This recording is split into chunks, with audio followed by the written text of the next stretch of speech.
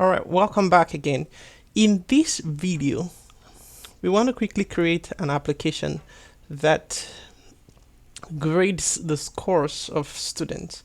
And the main goal I have for making this video is just so you understand how to work with both lists and loops together. So let's go ahead without much ado. Let's go ahead to new project, app lab. And so we're here. I'm going to rename this project to grading app. This is not going to be something too, I don't want this video to be too long. So I believe you already know some of the things I'm doing now. So I won't be talking too much, but only when I need to. I'm choosing the classic theme. And here I will just create text input. Like I said, this is not the best of interfaces, right? The main thing is not the interface. The main thing is just to get an idea of how to work with both lists and loops. So I'm going to duplicate these a couple more times. We want to have 5 scores. And so the goal is for us to have these scores. We'll type into these boxes and we'll be able to determine what the grade of the student would be based on these scores.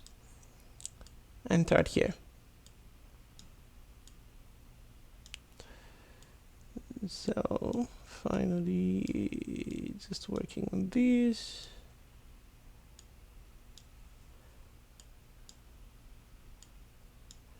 All right, so now that we're done with all the text boxes, let's go ahead and rename these boxes. Now, I want to rename this text box 0, and I'll call this text box 1. And you see why I'm naming it this way in just a moment, because we would enter in the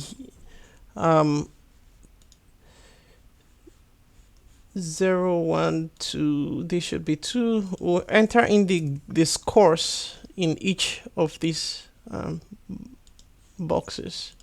So text box 3, I believe.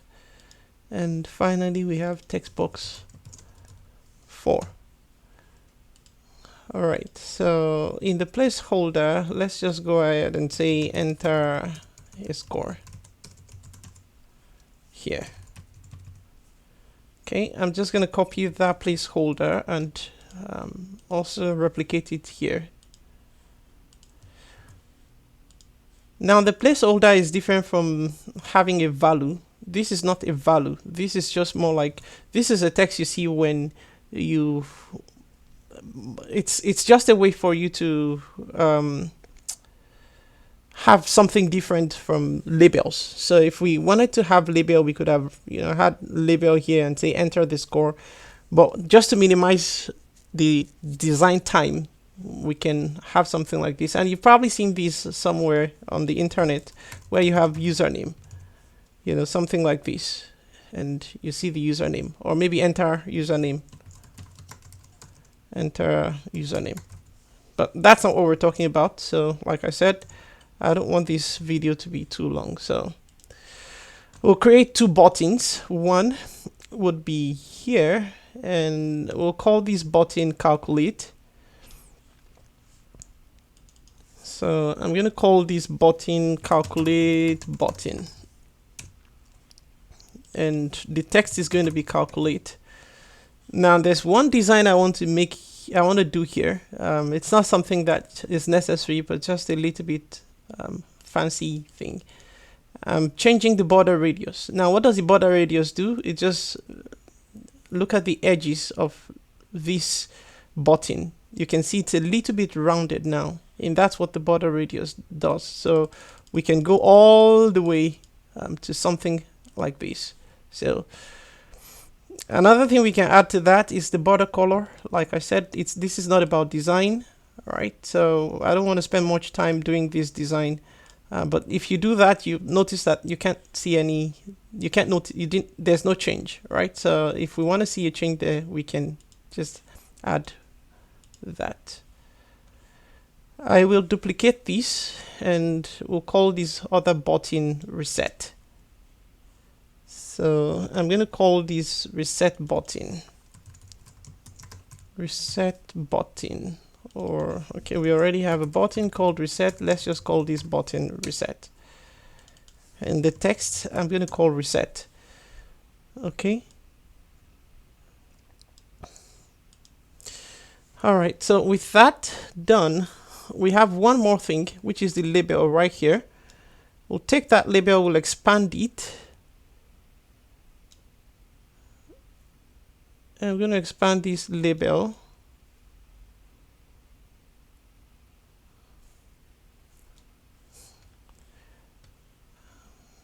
Just one more fancy stuff to do here. I'm going to call this label box result label. So, but before I come there, let me change the border radius as well to say 5, and the border color to maybe these, and the border width to 1. All right. What else do we have to do here? Let's change this to result label. So we're going to call this result label. We won't have any text here. All right, so like I said, I think we're done with the design. Nothing more. This has a name, this has a name, this has a name, this has a name, this has a name, has a name, has a name. All right, so we're done with the design. Let's head over to the coding part of this work. So I go to the code tab here. Now, what do we want to do? Just so you know, we want to enter some scores here. So maybe we enter 90, 87, 60, 54, 79, and we hit the button calculate. We get an output here that maps whatever that score is to the grid letter. So if it's 95, for instance, we know that that's a grid letter A. All right, so it maps it to that grid letter and outputs everything here. So now, I also want you to think about this. How do we go about this application? What do we know? We're expecting 5 different inputs from the users, right? But if you notice, these inputs are pretty much about the same thing. And so we can actually use a for loop, right, to get this input from the user and take that input and store the input in a list. And so what does that tell you now? We can have here, let's go ahead and have scores, and let's set that to an empty list, right? Because that's where we want all these scores to go into. And let's also have our output, and let's set that to an empty string. All right, nothing is there. Now, we know that this, whatever is happening or whatever the output is going to be, is determined by this button here. So when we click this button, that's when we want something to happen. And for that, we need an event handler. So for that event, we'll call that event. We're calling an event on calculate button, and the event we want to call is click, and we have function. All right, so what do we want to do foremost? To begin, we want to get the input from the user. So this time around, I'm just going to quickly set a watcher for this variable here called scores, and we also set a watcher for this variable called output, just so we can monitor what our output is from here.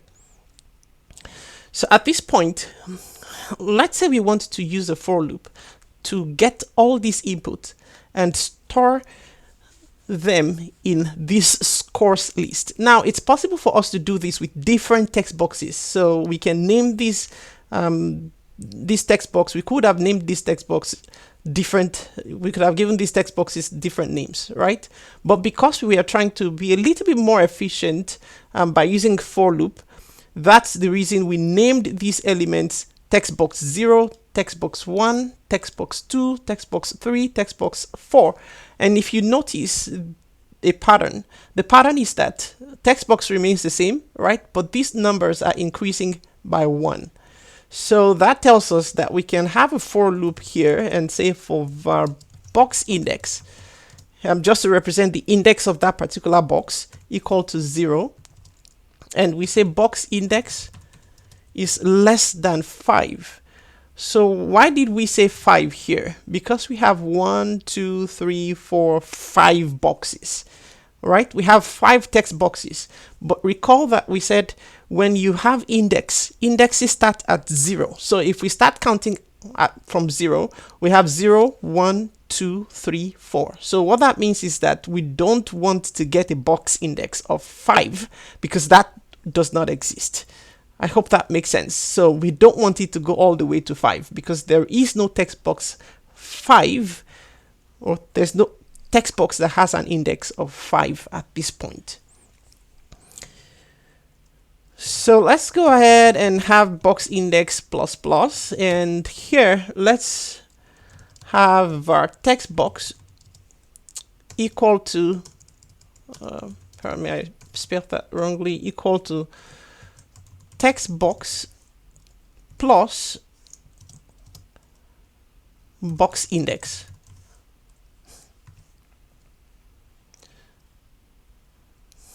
All right, so for now, let's just go ahead and let me see why we're having these text boxes defined, but it's not called in your program. Okay, no worries. So for now, let's just go ahead and run this program as is, but let's go ahead and do a console.log here. Console.log text box. And the reason I'm doing this is just so you see what the output is when we print out text box. I'm going to run this application just real quick, and I will hit this button, but notice now that we have scores, all right, with no list. It's an empty list. And then we have output as nothing as well. When I hit this button calculate, notice now that we have text box 0, text box 1, text box 2, text box 3, text box 4, all in quote, right? And what that tells us now is that we can then go ahead and say we want to have this scores of whatever the box index is. We want to set that score at that index. We want to get the number from. Now this time we're not choosing any text box in particular. Now if you look at this, I want you to keep an eye on this text box 0. Look at it, same thing here. Text box 1, same thing here. Text box 2, same thing here, and so on and so forth. So rather than choose a particular text box here, we can use this variable here, which we just logged out to the console, and we can have that variable there. And once we're done with that, we can then go ahead and say we want to set the text. Or before we even do that, let's see if scores now has something. So I'm going to reset this. I'm going to run it again. Scores is empty. And let's just enter in some random numbers here. 90, 89, 45, 67, and finally 99. And once I hit this button calculate, notice now that we have the scores right here. So now scores is being updated. And how is score being updated? It's getting the numbers, right, from these text boxes. Now you recall that until now, what we used to do was we'll say get number, and then we have to choose the particular element here, the element ID here. But this time around, we're saying, hey, rather than do that, we can actually have this element ID populated for us by using a for loop here. So now that we are done with that, let's go ahead and write a function. We'll go ahead and write a function that does this work of calculating the grade for us. So the way we'll do that is just have a function, and we'll call that function calculate grade. We want to calculate this grade of a particular score, right? So we'll pass in the entire scores list into this function. And the reason we're doing this is because we just want to print out everything here. Like I said, I don't want this to be too long, so I know you already know some of these things I'm talking about again. So var grade equal to nothing to begin with, and then we will say for var score index equal to 0, score index is less than scores.length, and score index plus plus. And now this is where the if condition comes in. So we would want to check if the scores of that particular score index, if it's greater than or equal to 90, and I'm not using this whatever school grading system you know. This is just some random grading systems. Eventually I'm going to give you that to do as an exercise. So all right, so now we have this if scores.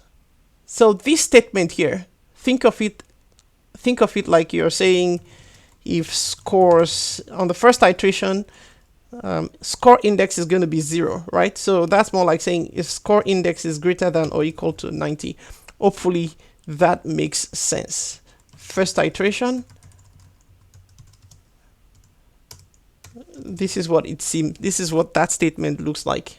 If scores 0 is greater than or equal to 90. On the second iteration is going to be if scores 1, score at that index 1 is greater than or equal to 90.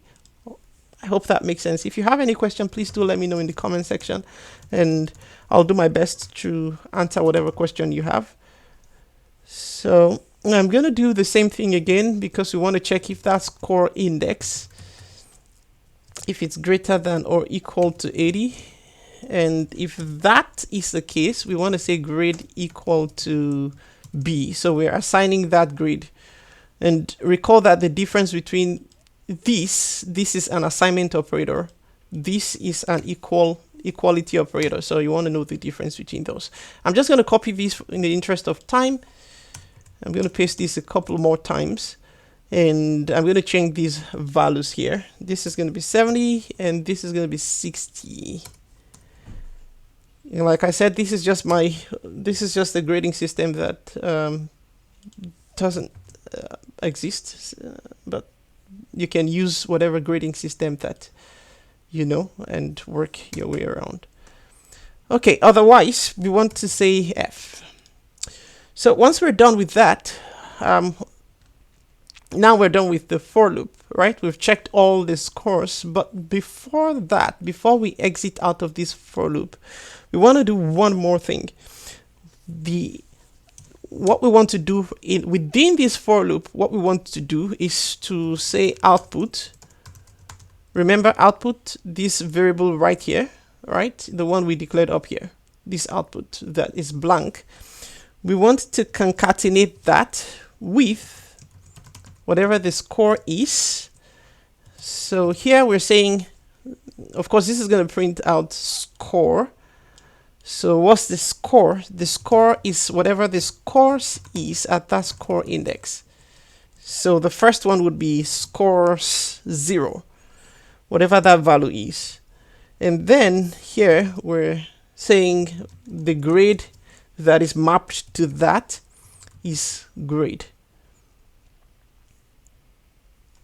And then once we're done with that, we want that to be on a new line. All right, so this is what we'll do with this calculate grade, but notice that we have this exclamation mark here, and that tells us that we haven't called this function just yet. And I'm going to do one thing here that we haven't done before. I'm just going to return output. And what this does is that it takes whatever is stored in here And we're saying when we call this function, we want this output to be returned to the user. Eventually, we'll come to this when we talk about procedures. So the final thing we want to do is, outside of that for loop in the onEvent calculate button, we would go ahead and have set text, and we want to set the text to the result label. What text do we want to set? This time around, we want to call that function now, calculate grade of, remember this is where we set all the scores, right? So we just pass in scores right there. And that's it. So if we go ahead and let's run these, notice now that I did not do any sanity check. And by sanity check, I mean, did the user enter anything? Or did they try to even enter in, letters like this? So there's no sanity check. I'm not doing any of those. Like I said, I don't want this video to be too long.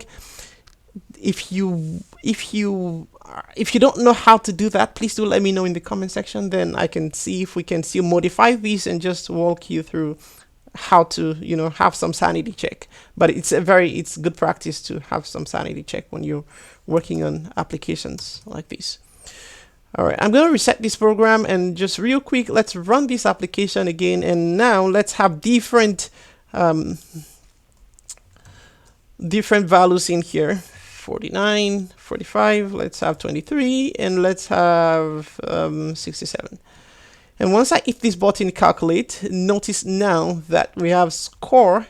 99 has a grade of A, 89 has a grade of B, 45 has a grade of F, 23 has a grade of F, and 67 has a grade of D. So that's what I want to show you in this video. Hopefully I wasn't too fast. If I was, please just let me know in the comment section if there's any part of this that is not clear to you, and I can I'll do my best to answer. Now, this is a task I want to give you, because now you might think you really understand this, but I want you to break this a bit. So modify the program to do the following. Modify the program to do the following.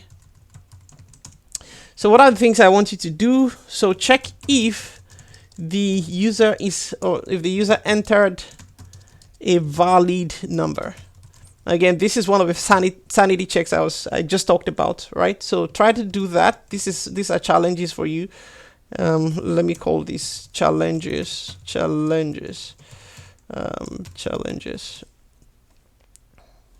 All right. So one more thing we can do here.